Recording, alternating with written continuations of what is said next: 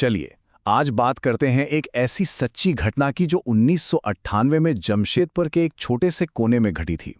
ये एक ऐसे परिवार की कहानी है जिसे किसी अनजानी ताकत ने अपना ही घर छोड़ने पर मजबूर कर दिया।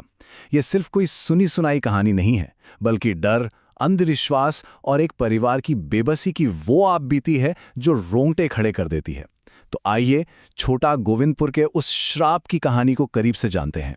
ये जो लाइन आप देख रहे हैं ना, ये सिर्फ एक वाक्य नहीं है, ये उस डर की पहली आहट है जिसने जमशेदपुर के एक पूरे मोहल्ले को अपनी गिरफ्त में ले लिया था।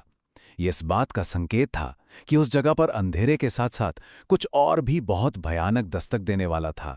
कहते हैं ना, हर डर की एक जड़ होती है, और इस कहानी की जड़ें थीं छोटा गोविंदपुर की जमीन में। एक ऐसी जगह जो कहने को तो जमशेदपुर जैसे मॉडर्न शहर का ही हिस्सा थी, पर असल में उसकी चकाचौंध से बहुत बहुत दूर थी। तो बात है साल 1998 की, और जगह है छोटा गोविंदपुर। ये टाटा के बनाए हुए आधुनिक शहर जमशेदपुर का ही एक बाहरी इलाका था, लेकिन यहाँ और शहर के बीच सुविधाओं का जमीन आसमान का फर्क था। और इसी इलाके में इस कहानी के नरेटर निशांत का परिवार रहता था। अब ये फर्क सिर्फ बिजली और पानी का नहीं था, बल्कि ये दो अलग अलग दुनियाओं का फर्क था। एक तरफ था टाटा का जगमगाता मॉडर्न जमशेदपुर, और दूसरी तरफ अंधेरे में डूबा पिछड़ा हुआ छोटा गोविंदपुर। और अक्सर ऐसा होता है कि जहां विकास की रोशनी नहीं पहुंचती, वहां डर और अंधविश्वास के साए बहुत आसानी से अपनी जड़ें जमा लेते हैं। यहां भी कुछ ऐसा ही हो रहा था। तो इसी अंधेरे और पिछड़ेपन के माहौल में एक अफवाह ने चिंगारी का काम किया। चलिए देखते हैं कि कैसे ये छोटी सी चिंगारी एक जानलेवा श्राप की आग में तब्दील हो गई। तो हुआ ये कि निशांत के घर के पास रहने वाले एक परिवार की महिला पर काला जादू करने का इल्जाम लगा। मोहल्ले में ये बात आग की तरह फैल गई कि वो औरत पास के कब्रिस्तान से बच्चों की लाशें निकालकर उन पर कोई तंत्र मंत्र करती है। और देखते देखते ये अफवाह हकीकत का भयानक रूप लेने लगी। कुछ ही दिनों बाद उस महिला के पति की अचानक रहस्यमयी तरीके से मौत हो गई। पर यह तो बस शुरुआत थी।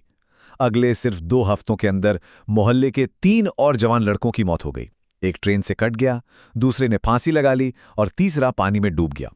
इन एक के बाद एक हुई मौतों ने लोगों के शक को यकीन में बदल दिया कि छोटा गोविंदपुर पर किसी का श्राप है। मोहल्ले का ये डर तो अपनी जगह था, लेकिन अब ये खौफ एक दरवाज़ा खटखटाकर निशांत के घर के अंदर दाखिल होने वाला था। उनके परिवार का असली डर तब शुरू हुआ जब उस श्राप ने उनकी अपनी बेटी को निशाना बनाया। निशांत की बड़ी बहन, जो कॉलेज में पढ़ती थी, अचानक से बिल्कुल बदल गई। परिवार वाले परेशान थे।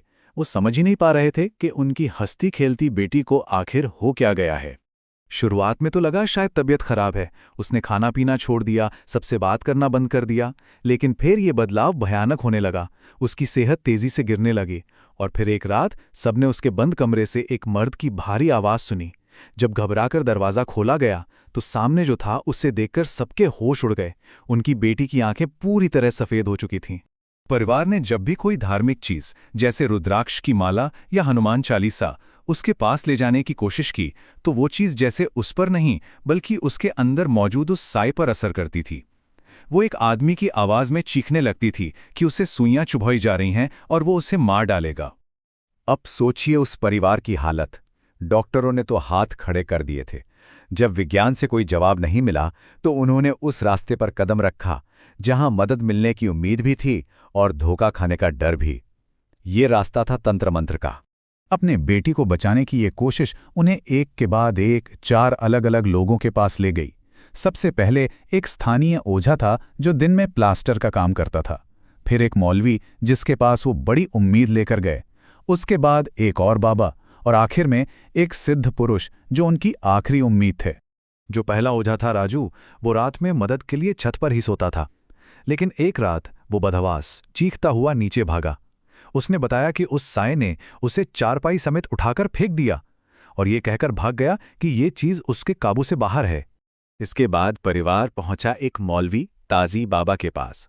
उस जमाने में उन्होंने अपनी बेटी के इलाज के लिए 5,000 रुपये की भारी रकम दी।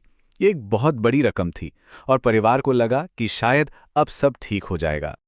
लेकिन किस्मत देखिए, ये दूसरा तांत्रिक ताजी बाबा मददगार कम और धोखेबाज ज्यादा निकला। उसने पैसे तो ले लिए और कुछ वक्त के लिए लड़की को ठीक भी कर दिया, लेकिन असल में वो घर में एक और साया छोड़ गया। उसका इरादा साफ था, परिवार को और ज्यादा डराना ताकि वो दोबारा उसे बुलाएं और वो उनसे और पैसे लूट सके। बहुत भटकने के बाद आखिरकार परिवार एक सिद्ध पुरुष के पास पहुंचा, जिनके बारे में कहा जाता था कि उन पर देवी मां की सवारी आती है।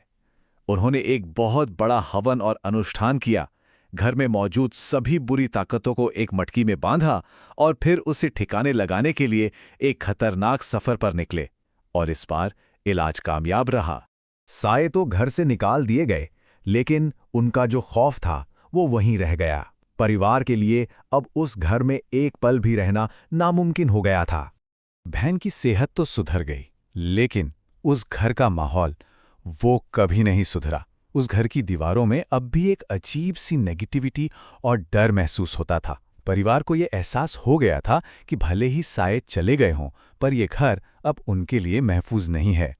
और फिर वो दिन आया, साल 2001 में, जब उस परिवार ने एक बहुत मुश्किल फैसला लिया। उन्होंने उस घर को हमेशा के लिए छोड़ दिया, जिसे उनके पिता ने अपनी पूरी जिंदगी की जमा पूंजी लगाकर बनाया था। उन्होंने अपनी सुरक्षा को अपनी बचत से ज्यादा अहमियत दी। आज इतने सालों बाद वो बहन अपनी शादीशुदा जिंदगी में खुश है, बिल्कुल नॉर्मल जिंदगी जी रही है। लेकिन उस घर की यादें आज भी उस परिवार के जहन में ताज़ा हैं। निशांत ने बताया कि वो हाल ही में उस इलाके से गुजरा, लेकिन बाइक से दूर से ही घर को देखकर लौट आया। उसमें गाड़ी रोककर उस घर को देखने तक की हिम्मत नहीं हुई। ये पूरी कहानी ना एक बहुत गहरा सवाल छोड़ जाती है। श्राप आखिर था कहाँ? क्या वो वाकई उस घर में था, या उस पिछड़े हुए मोहल्ले के माहौल में था, या फिर वो उस डर में था जिसने लोगों के दिलो दिमाग में अपना घर बना लिया था? जब डर हम पर इस कदर हावी हो जाता है, तो श्राप असल में रहता कहाँ है? घर की दीवारों में या हमारे अपने मन के अंधेरे कोनों में?